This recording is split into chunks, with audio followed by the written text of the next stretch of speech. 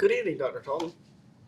Good afternoon, sir. Hey, how you doing? Doing great. Good. So this is our second 6 weeks update. I figured this 6 weeks we keep it a little more casual to start off, and I'd like to start off bringing up, some of your life.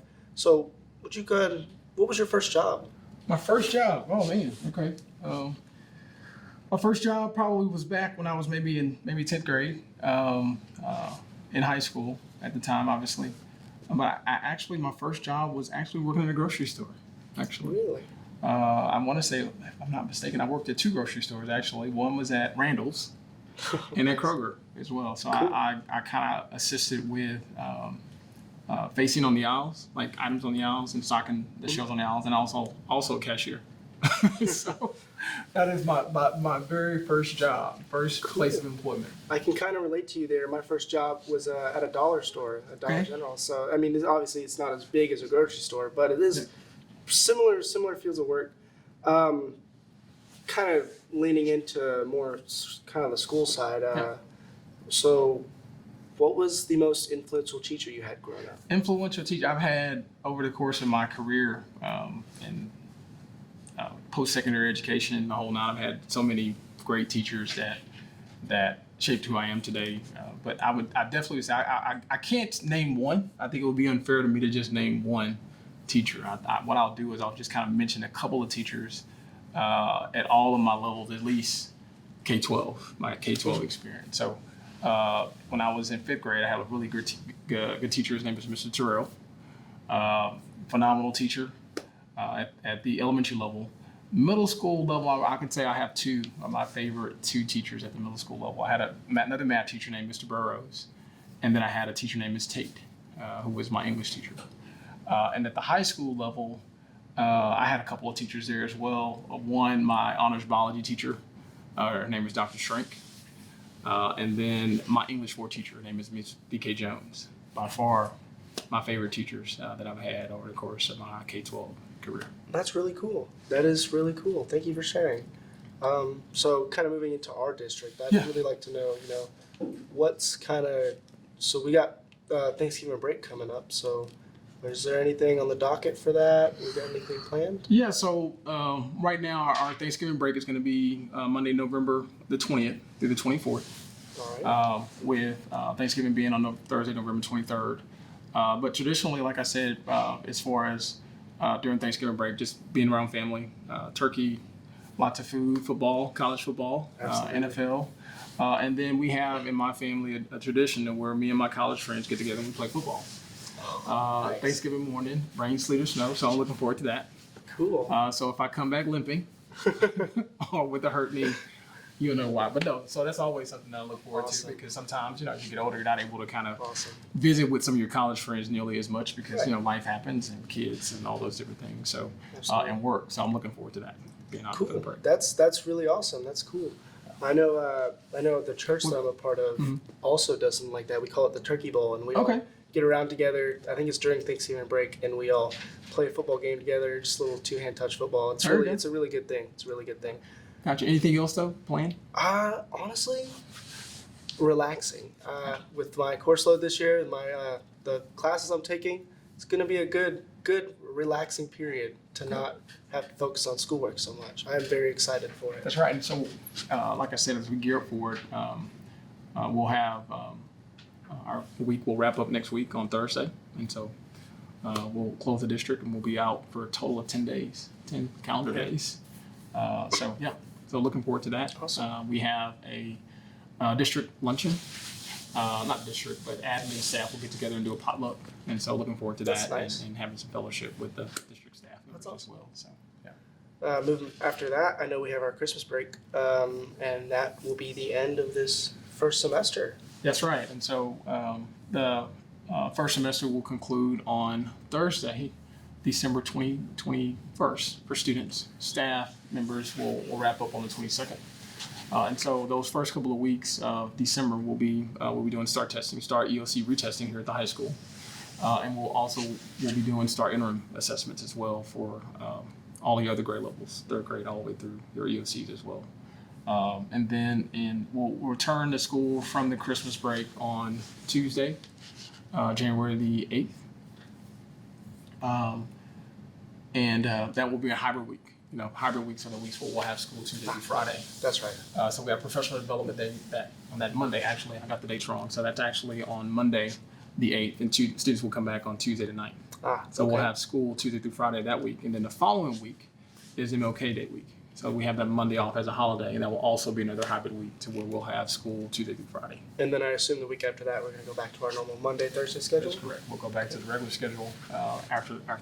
Well, that's a lot. That's a lot. Yeah. But I'm looking forward to it. Yeah. I think even so more so than this semester. I think next semester has even more so that to look forward to than this one. You'll be walking across the stage. Oh, don't remind me. I'm not ready to yet. Yeah, very exciting. Like I said, cap off your high school career plans for next year. Yeah, my plans for next year, I'm going to Texas State University in San Marcos. Awesome. To pursue a undergrad in biology, which I should get by 2026. And then after that, I plan on pursuing my master's 2 years after that, 2028, and then I plan on going into the field. Okay, awesome. Well, you won't. Interesting fact about me that I didn't mention: I was a biology major in college. Really? Yep. Cool. I was a biology major, so that's pretty much all my courses study. Biology courses, cell biology, chemistry, organic chemistry, physics, all those courses. So, yeah. Yeah, biology. What made me choose biology is actually one of our teachers in this district, Miss Phillips. Mm-hmm. My freshman year, she was my biology teacher, and I don't know what about it, but it just gave me a passion. The way she taught the class gave me a passion for the subject. Yeah. And ever since then, I love biology. And that goes back to what one of your original questions was teacher of influence. Dr. Schrank was my honors biology teacher, and I was a freshman taking a biology course, and just her passion for the subject matter and the way she taught the course really inspired me to pursue a degree in biology. Well, it's cool that we relate on that. Yeah.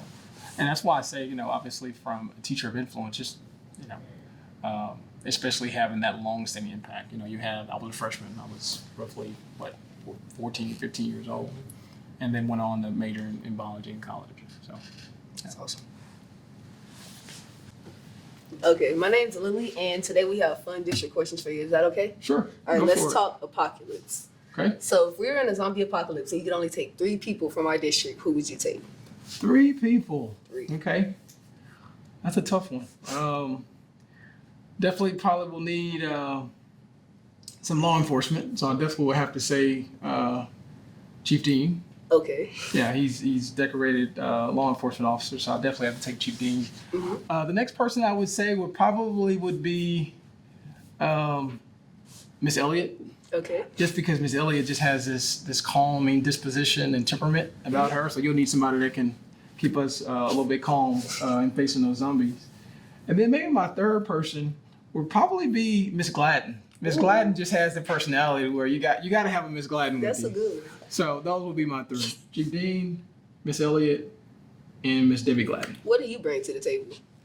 Me, I guess as far as the apocalypse and the zombies, that's an interesting one. I do think that I bring the I guess a atmosphere of teamwork, because obviously we'll have to work as a team. We couldn't. You wouldn't want to be in a situation to where we're not working as a team in those situations. So I think I definitely would bring a spirit of teamwork to the group. Yes, sir. Are you into talk shows? Talk shows? I don't watch a whole lot of talk shows, but I have seen talk shows a time or 2. So if you had your own talk show and you could pick one guest, who would it be? One guest. From this district, though. One guest from the district. If I had to take one person to be the very first, you said first time, very first person. First person. Oh man, that's a tough one. You know what? I probably would go with Miss Reed. Okay. Why Miss Reed? Because she's always just so positive and lively every time you visit with Miss Reed. Yes, sir. Miss Reed. Miss Reed. Miss Reed was a receptionist here at the high school for a while. Yes, sir. Now she's helping lead the custodial department. But she just has this just infectious personality. Always very warm and friendly. So you want to have somebody on the talk show that's friendly. Woman friendly. There you go. Are you woman friendly? Yeah, I can be warm and friendly. I know when people see me, it's like, oh, hey, the superintendent. But I try to make sure that for me, it's all about connecting. When I was a high school principal, my kids used to get pick on me all the time. I used to joke with my kids, but it was like, hey, how do you know our names? Like, hey, how do you actually know our names? I was like, because I take your names home and I study them. But I just think the important piece is just the connection that you're able to have with students. Yes, sir. And that's the most important thing. And you do an amazing job at that. Thank you so much for being our superintendent, and thank you for talking to me today. Absolutely. I'm back. You can't get rid of me. Yes, sir. So I got 2 more questions before we wrap up this interview. And question number 1 is, what is a skill that you think everyone should have? Skill. I guess my number 1 skill that I feel that everyone should have would be critical thinking and problem solving.